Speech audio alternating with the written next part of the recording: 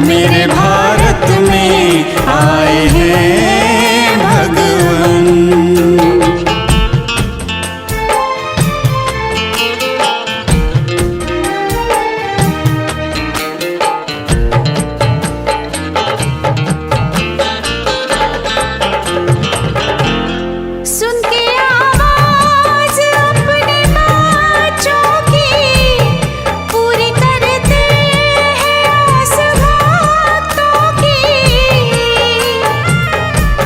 सुन के आवाज अपने बच्चों की पूरी करते हैं आस भक्तों की, पूरी करते हैं आस भक्तों की। अब तो जागो। ओम शांति। आज 12 मई 2022। बाबा कहते मीठे बच्चे, इस समय बूढ़े बच्चे जवान सबकी वानप्रस्थ अवस्था है, क्योंकि सभी को वाणी से परे मुक्ति धाम जाना है। तुम उन्हें घर का रास्ता बताओ। प्रश्न है, बाप की श्रीमत हर बच्चे के प्रति अलग अलग है, एक जैसी नहीं, क्यों? उत्तर है, क्योंकि बाप हर एक बच्चे की नब्ज़ देख, सरकमस्टांस देख श्रीमत देते हैं। समझो कोई निर्बंधन है, बूढ़ा है या कुमारी है, सर्विस के लायक है, तो बाबा राय देंगे, इस सेवा में पूरा लग जाओ, बाकी सबको यहाँ बिठा नहीं देंगे। जिसके प्रति बाप की जो श्रीमत मिलती है उसमें कल्याण है। जैसे मम्मा बाबा शिव बाबा से वर्षा लेते हैं, ऐसे फॉलो कर उन जैसी सर्विस कर वर्षा लेना है। गीत है, भोलेनाथ से निराला कोई और नहीं। ओम शांति। मीठे मीठे सिक्की लदे बच्चों ने गीत सुना। शिव को भोलानाथ कहा जाता है और ये जो डमरू बजाते उनको शंकर कह देते। यहाँ कितने आश्रम हैं जहाँ वेद शास्त्र उपनिषद आदि सुनाते, यह भी जैसे डमरू बजाते हैं। कितने आश्रम हैं जहाँ मनुष्य जाकर रहते भी हैं, परंतु एम ऑब्जेक्ट कोई भी है नहीं। समझते हैं गुरु लोग हमको वाणी से परे शांति धाम ले जाएंगे। इस विचार से जाकर रहते हैं कि यहाँ ही प्राण त्यागे, परंतु वापस तो कोई भी जा नहीं सकते। वो लोग तो अपनी अपनी भक्ति आदि सिखलाते। यहाँ तो बच्चे जानते हैं सच्चा सच्चा यह वानप्रस्थ है। बच्चे बूढ़े जवान सभी वानप्रस्थी हैं। बाकी मुक्ति धाम में जाने के लिए पुरुषार्थ करा रहे हैं। ऐसा और कोई नहीं होगा जो सदगति अथवा वाणी से परे जाने का रास्ता बतावे। गति सदगति दाता तो एक ही है। बाप ऐसे नहीं कह सकते कि ग्रस्त व्यवहार को छोड़कर यहाँ बैठ जाओ। हाँ, जो सर्विस के लायक हैं उनको रखा जा सकता है, औरों को भी वानप्रस्थ का रास्ता बताना है, क्योंकि अभी सभी का वाणी से परे जाने का समय है। वानप्रस्थ अथवा मुक्ति धाम में ले जाने वाला तो एक ही बाप है। उस बाप के पास तुम अभी बैठे हो। वो लोग भल वानप्रस्थ लेते, परंतु वापस तो कोई भी जा नहीं सकते। वानप्रस्थ में ले जाने वाला एक बाप है, वही अच्छी मत देंगे। कोई कहे बाबा हम घर बार ले यहाँ आकर बैठे, परिवार को लेकर यहाँ बैठे, नहीं। देखना होता है ये सर्विस लायक है व नहीं। कोई बंधन मुक्त है, बुजुर्ग है, सर्विसेबल है, तो बाबा उनको श्रीमत देते, श्रीमत दी जाती। जैसे बच्चे कहते सेमिनार करो तो सर्विस की युक्तियाँ सीखें। कन्याओं के साथ माताएं, पुरुष भी सीखते जाएंगे। सेमिनार तो ये है ना, बाबा रोज शिक्षा देते रहते, कैसे किसको समझाना है, राय देते रहते हैं। पहले तो एक ही बात बताओ, परमपिता परमात्मा जिसको याद करते वह तुम्हारा क्या लगता है? अगर बाप है तो बाप से तो वर्षा मिलना चाहिए। तुम तो बाप को जानते ही नहीं हो, कह देते हो सब में भगवान है, कण कण में भगवान है, फिर तुम्हारा क्या हाल होगा?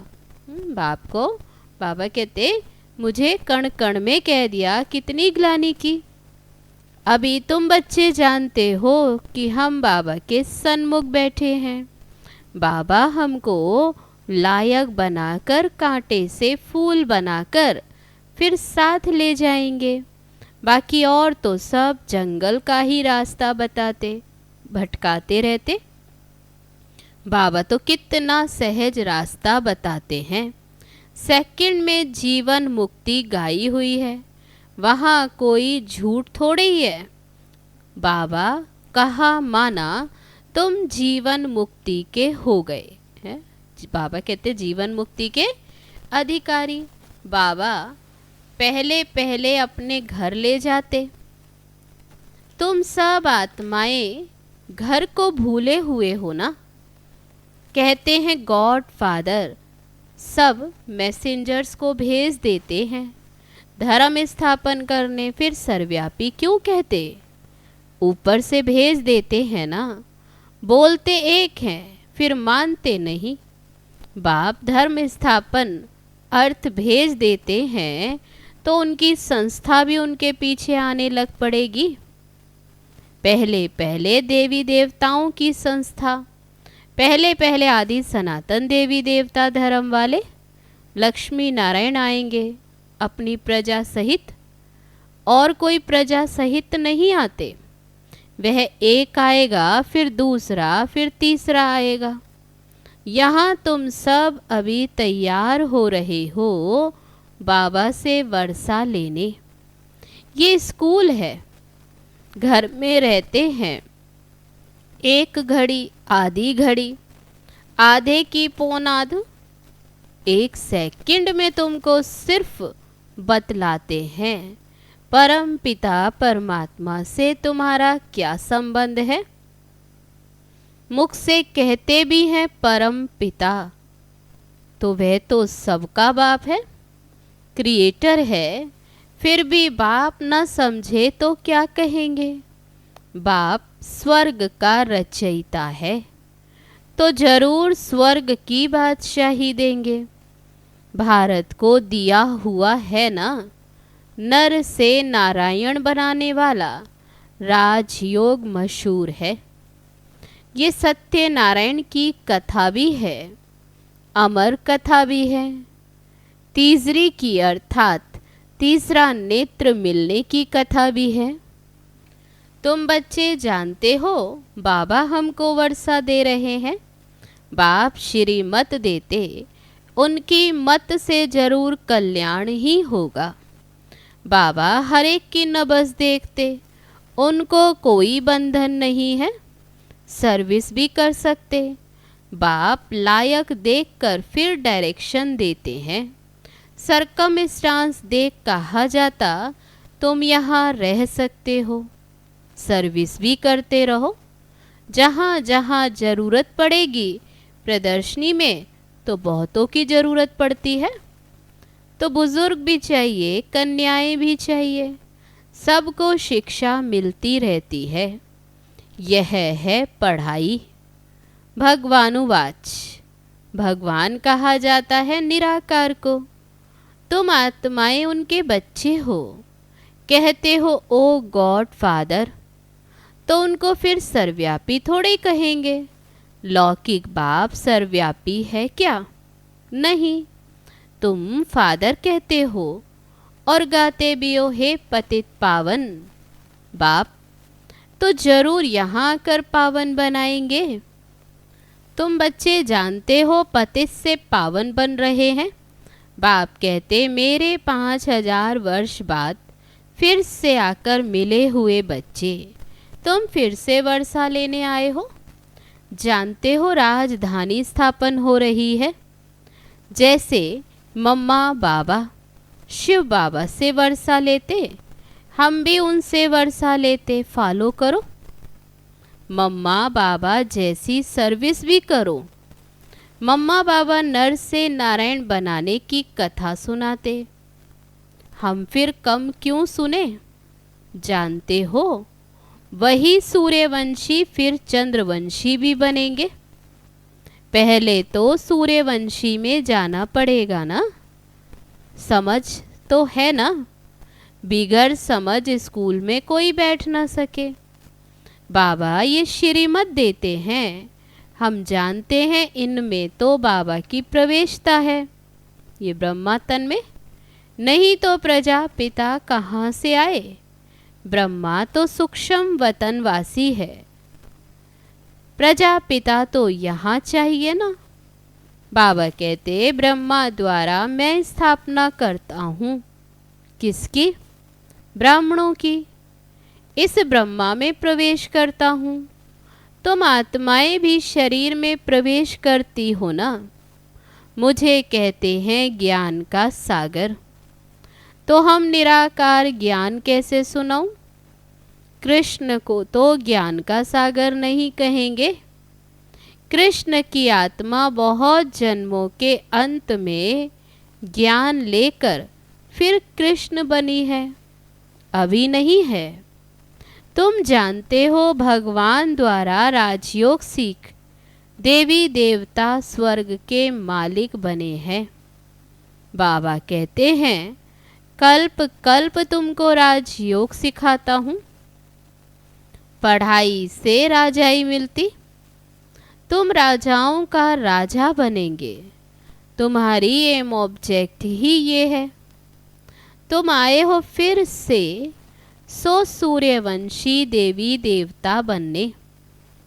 एक देवी देवता धर्म की अभी स्थापना हो रही है। अभी तो अनेक धर्म हैं, अनेक गुरु हैं, वे सब खलास हो जाएंगे। इन सब गुरुओं का गुरु सदगति दाता एक बाप है। साधु लोगों की भी सदगति करने आया हूँ। आगे चल वह भी तुम्हारे आगे झुकेंगे। कल्प पहले मुआफिक। तुम बच्चों की बुद्धि में ड्रामा का सारा राज है। जानते हो सूक्ष्म वतन में है ब्रह्मा विष्णु शंकर। ये फिर है प्रजापिता। कहते हैं ब्रह्मा के बूढ़े तन में प्रवेश करता हूँ। इनको भी कहते हे बच्चे, तुम सब ब्राह्मण हो, तुम पर कलश रखता हूँ। तुमने इतने जन्म लिए, इस समय है ही रौरव नरक। बाकी तो कोई नदी नहीं जिसको नरक कहा जाए। गरुड़ पुराण में तो बहुत बातें लिख दी। अब बाबा बच्चों को बैठ समझाते हैं। ये भी तो पढ़ा हुआ है ना। तो अब भोलानाथ बाप तुम भोले बच्चों को बैठ समझाते हैं। गरीब भोले बच्चों को फिर ऊंचते ऊंच साहूकार बनाते। ये तुम जानते हो सूर्यवंशी मालिक बनते, फिर आहिस्ते आहिस्ते गिरते गिरते क्या हो गए। ये कैसा वंडरफुल खेल है। स्वर्ग में कितने माला माल थे। अभी भी राजाओं के बहुत बड़े बड़े महल हैं। जयपुर में भी है। अभी ही ऐसे ऐसे महल हैं तो आगे वाले पता नहीं कैसे होंगे। गवर्नमेंट हाउस ऐसे नहीं होते। राजाओं के महल बनाने का भवका ही अलग है। अच्छा, फिर स्वर्ग का मॉडल देखना हो तो जाओ अजमेर में। एक मॉडल बनाने में भी मेहनत अच्छी की है। देखने से तुमको कितनी खुशी होगी। यहाँ तो बाबा झट साक्षात्कार करा देते। जो दिव्य दृष्टि से देखते हैं वह फिर तुमको प्रैक्टिकल में देखना है। बाबा कहते साक्षात्कार करते वह तो दिव्य दृष्टि से, फिर अजमेर में वह तो प्रैक्टिकल। भक्ति मार्ग में भक्तों का भल साक्षात्कार होता, परंतु वह कोई वैकुंठ के मालिक थोड़े बने। भले वह देख कर आते, बाबा कहते उससे कोई वैकुंठ के मालिक नहीं बनते। तुम तो अभी प्रैक्टिकल मालिक बनते हो। अभी तो है ही नर्क। एक दो को काटते लड़ते रहते। बच्चे बाप का भाई का भी खून करने में देरी नहीं करते। सत्युग में लड़ाई आदि की तो बात ही नहीं।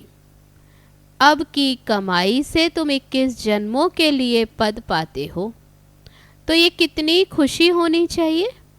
पहली बात है, अगर बाप का परिचय और बाप की बायोग्राफी को ना जाने तो बाकी बाबा कहने से फ़ायदा ही क्या।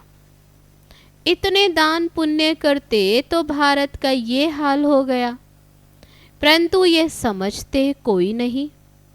कहते हैं भक्ति के बाद भगवान मिलेगा, परंतु कब और किसको भगवान मिलेगा।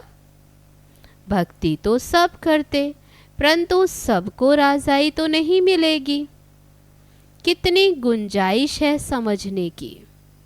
तुम कोई को भी ये कह सकते हो ये शास्त्र आदि सब भूलो, जीते जी मरो। ब्रह्म तत्व है, उससे वर्षा तो नहीं मिल सकता। वर्षा तो बाप से ही मिलता। कल्प कल्प हम वर्षा लेते हैं, कोई नई बात नहीं। अब ये नाटक पूरा होने वाला है। हमको शरीर छोड़ घर वापस जाना है।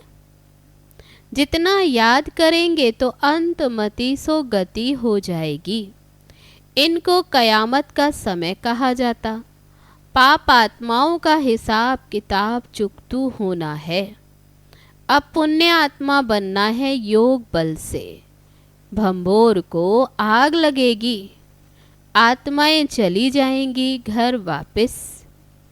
एक धर्म की स्थापना होती तो अनेक धर्म जरूर वापस चले जाएंगे। शरीर थोड़े साथ ले जाएंगे।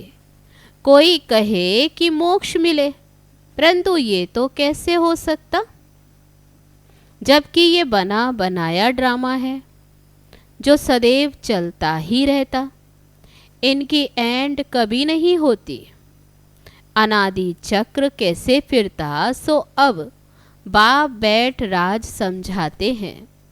ये सब बातें समझानी पड़े। जब जास्ती समझने लग पड़ेंगे फिर वृद्धि होने लग पड़ती। ये तुम्हारा बहुत ऊंचा धर्म है, इसको चिड़िया खा जाती है, और धर्मों को चिड़िया नहीं खाती। तुम बच्चों को इस दुनिया में कोई भी शौक नहीं रखना चाहिए। यह कब्रिस्तान है। पुरानी दुनिया से क्या लगाव रखना। अमेरिका में जो सेंसिबल हैं वे समझते हैं कि कोई प्रेरक है, मौत सामने खड़ा है, विनाश तो होना ही है। सबकी दिल तो खाती ही रहती। ड्रामा की भावी ऐसी बनी हुई है। शिव बाबा तो दाता है, इनको तो कोई भी आसक्ति नहीं, निराकार हैं। ये सब कुछ बच्चों का है। बाबा कहते नई दुनिया भी बच्चों की, विश्व की बादशाही हम स्थापन कर रहे हैं। अभी जानते हम ही राज्य करेंगे। बाबा तो कितना निष्कामी। तुम बाबा को याद करेंगे तब तुम्हारी बुद्धि का ताला खुलेगा। तुम डबल फिलैंथ्रोपिस्ट हो। बाबा कहते तुम महादानी हो, तन मन धन देते हो, अविनाशी ज्ञान रतन भी देते हो। शिव बाबा को तुम क्या देते हो? करनी घोर को देते हैं ना, ईश्वर समर्पणम। ईश्वर भूखा है क्या? बाबा कहते ईश्वर को दिया। बाबा कहते ईश्वर भूखा है क्या? वह कृष्ण अर्पणम कहते, दोनों को ही भिखारी बना दिया। अब वह तो दाता है। अच्छा, मीठे मीठे सिकील दे बच्चों प्रति माता पिता बाप दादा का याद प्यार और गुड मॉर्निंग। रूहानी बाप की रूहानी बच्चों को नमस्ते। हम रूहानी बच्चों की रूहानी बाप दादा को नमस्ते नमस्ते। ओम शांति। अब है धारणा के लिए मुख्य सार। पहली पॉइंट, पुरानी दुनिया की किसी भी चीज में लागत नहीं रखनी। इस दुनिया में किसी भी बात का शौक नहीं रखना, क्योंकि ये कब्रिस्तान होने वाली है। दूसरी पॉइंट, अब नाटक पूरा होता है, हिसाब किताब चुकतू कर घर जाना है। इसलिए योग बल द्वारा पापों से मुक्त हो पुण्य आत्मा बनना है, डबल दानी बनना है। अब है आज का वरदान। खुशी की खुराक द्वारा मन और बुद्धि को शक्तिशाली बनाने वाले अचल अडोल भव। वाह बाबा वाह, और वाह मेरा भाग्य वाह। सदा यही खुशी के गीत गाते रहो। खुशी सबसे बड़ी खुराक है। खुशी जैसी और कोई खुराक नहीं। जो रोज खुशी की खुराक खाते वे सदा तंदुरुस्त रहते हैं, कभी कमजोर नहीं होते। इसलिए खुशी की खुराक द्वारा मन और बुद्धि को शक्तिशाली बनाओ, तो स्थिति शक्तिशाली रहेगी। ऐसी शक्तिशाली स्थिति वाले सदा ही अचल अडोल रहेंगे। अब है आज का स्लोगन। मन और बुद्धि को अनुभव की सीट पर सेट कर दो, तो कभी अपसेट नहीं होंगे। अच्छा, ओम शांति।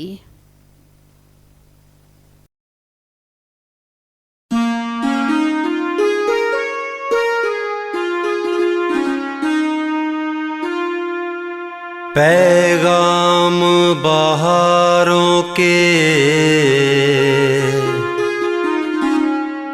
मिलने लगे हैं। मिले तुम जो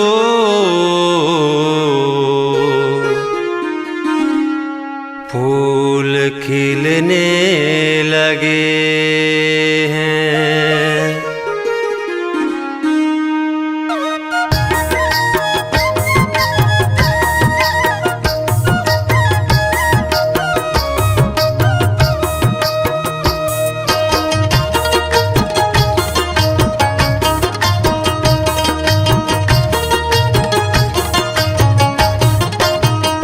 मेरे नैनों में बसता है बाबा मेरा, मेरे नैनों में बसता है बाबा मेरा।